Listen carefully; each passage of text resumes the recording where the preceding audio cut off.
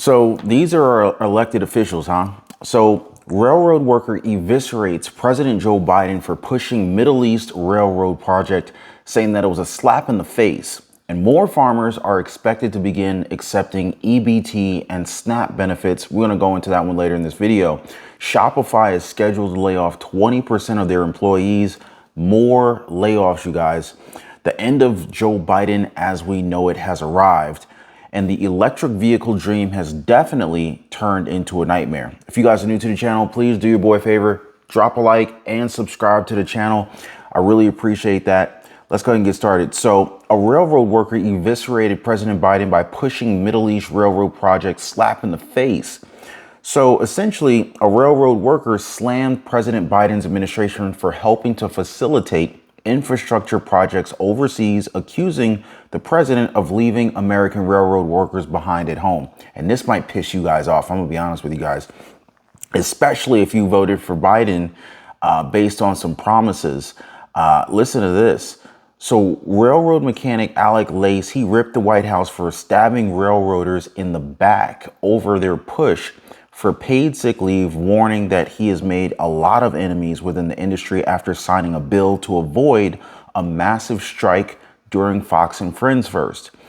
Now get this. It says here, according to Lace, according to this employee, Joe Biden has made a lot of enemies with the railroad workers. This is a guy that campaigned from the basement, telling the railroad workers, hey, I'm one of you guys. I'm Railroad Joe. I'm Choo Choo Charlie.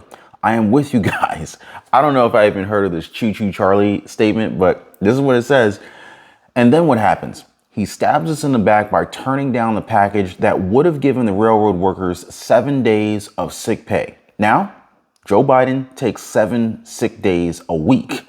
Wow, that is definitely a jab for Joe Biden. Basically, if Joe Biden takes 7 sick days a week, that means Joe Biden ain't doing nothing, according to what I'm hearing. So I want to hear from you guys.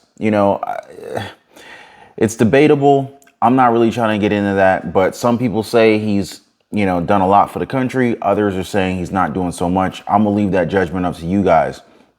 The Biden administration officials met with leaders in Saudi Arabia over the weekend to discuss a railroad project that would bolster the trade ties between the Middle East, India, and the rest of the world.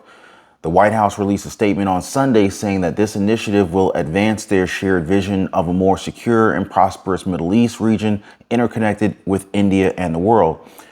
This is more than likely a ploy or a push to help to kind of keep the US dollar in play so that it doesn't fall out of the position of being the world reserve currency. You guys, if you're following the channel, you know more about that since we covered that in previous videos. Now, Axios reported that the effort comes from amid the Biden administration's push to counter growing Chinese influence within the region. But despite national security concerns, Lace reiterated the dire need for investment in domestic infrastructure projects, citing the challenges associated with government bureaucracy and the technological innovation. And I'm pretty sure a lot of you guys would agree. More innovation, more investment needs to be made here at home in America rather than, necessarily sending billions upon billions, hundreds of billions of dollars over to the Ukraine and other overseas locations. Holler at me, guys, if you disagree. I'm open to hearing your disagreements as well. But if you do agree, I'd like to hear from you guys as well. Now, more farmers markets are expected to begin accepting SNAP and EBT benefits. So a new Farm Fresh Rhode Island initiative seeks to give more people access to fresh, locally grown foods. Guys, you guys know how the pharmaceutical industry works.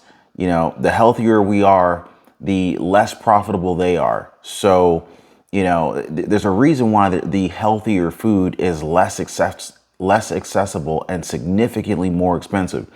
But it says here, U.S. Senator Jack Reed announced on Monday he helped to secure $812,000 in federal spending money to streamline the state's SNAP, EBT, and WIC systems so that these benefits can be used to make electronic payments at 100 local farms and 15 farmers markets.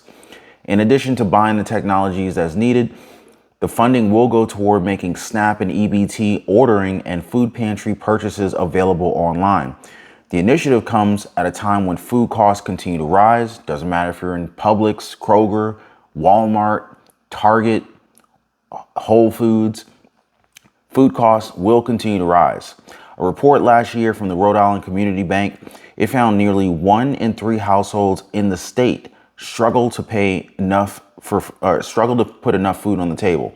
And this is especially hard on fixed income recipients, Social Security, retirees, SSI, SSDI recipients, VA veterans, railroad recipients.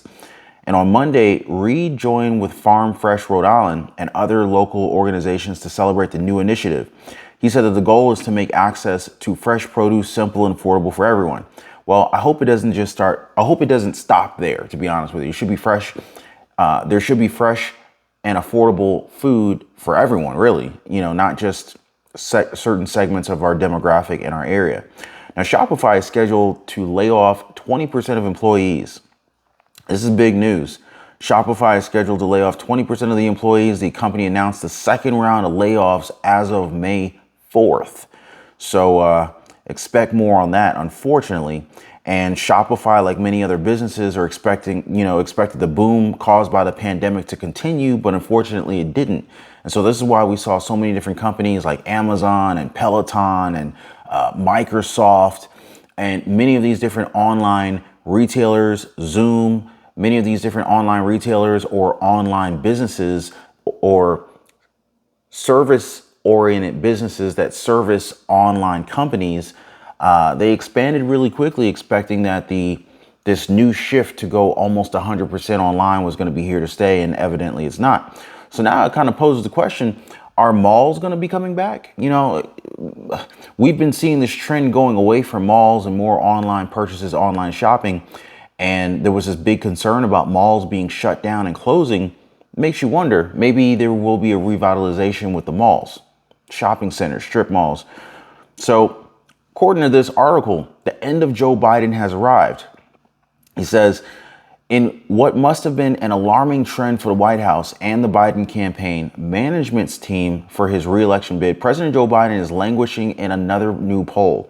Biden is garnering an overall approval rating of just over 36%, which is down from 42% approval from the same survey in February.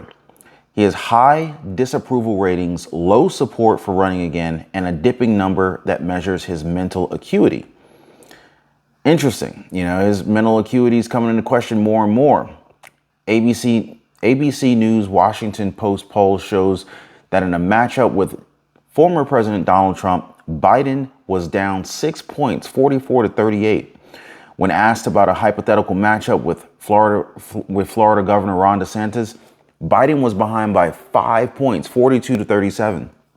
Now, overall, 56% of the people that were surveyed, they expressed disapproval of current President Joe Biden. A noteworthy 58% of Democrats in the poll do not want Biden to run again.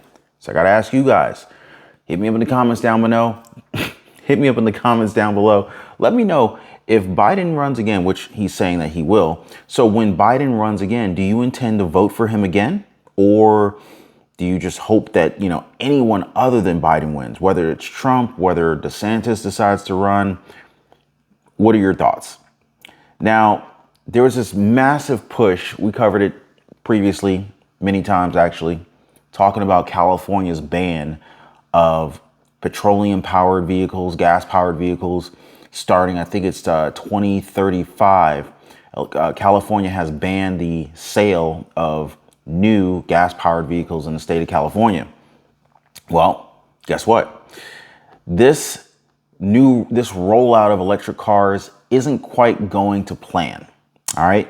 So by the end of the decade, it will be illegal to buy a new petroleum car, but that doesn't mean that we've thought through the consequences. And we've talked about this many times. This electric grid, it can't handle this, right? It can barely handle what we have now, let alone a push to, shift the entire nation into an all electric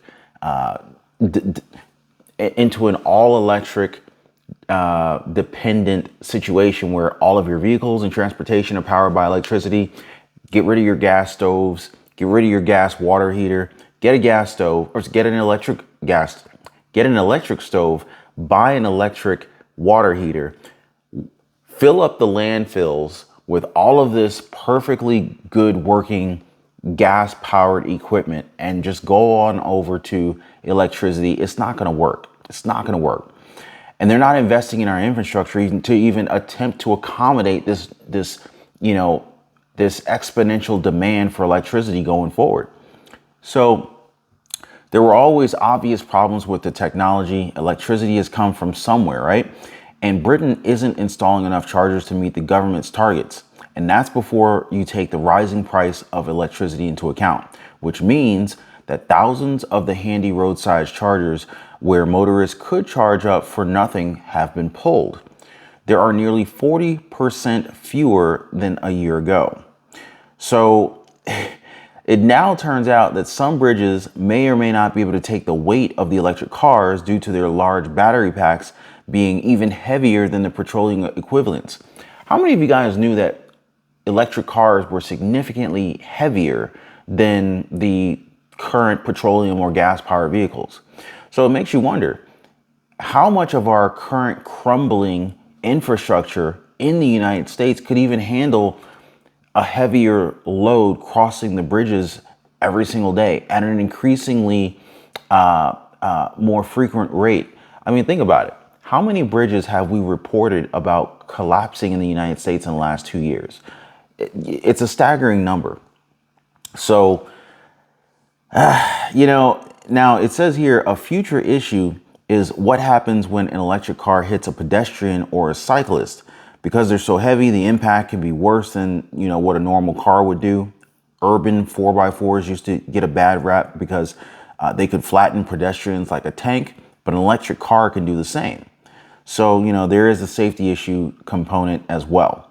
Now, I want to talk to you guys about Intel's layoffs recently announced just after the company sees the largest quarterly loss ever. So a wave of layoffs continues to rattle the tech industry with semiconductor chip manufacturers. Intel on Monday confirming that it's planning and preparing to cut its workforce to reduce costs.